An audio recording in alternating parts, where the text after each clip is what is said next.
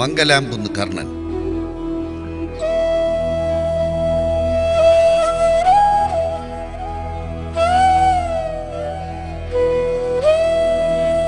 തലയെടുപ്പിന്റെ തലതൊട്ടപ്പൻ, ഉത്സവ കേരളത്തിന്റെ വീരകേസരി, അതാണ് മംഗലാംകുന്ന് കർണൻ. അപ്പുറം ഇപ്പുറം നിലയുറപ്പിക്കുകയും ഇഞ്ചോടിഞ്ച് മത്സരിക്കുകയും ചെയ്യുന്ന ആനക്കേമന്മാരെക്കാൾ എല്ലായ്പ്പോഴും ഉയർന്നു പാറുന്ന ശിരസ്സുമായി ആരാധകരുടെ ഹൃദയം കവരുന്ന കാർമേഘവർണ്ണൻ.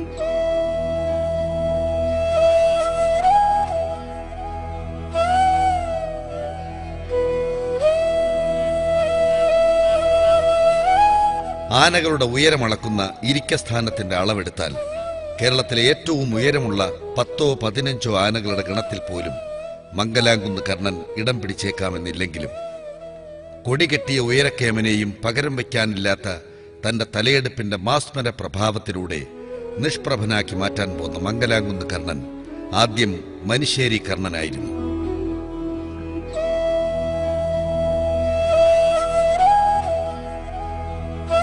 അതെ, ഒത്തിരി ആനത്താരങ്ങളെ മലയാള മണ്ണിലേക്ക് വരവേറ്റിട്ടുള്ള മനുശ്ശേരി ഹരിയാണ് മംഗലാംകുന്ന് കർണനെ കണ്ടെത്തുന്നതും കൊണ്ടുവരുന്നതും.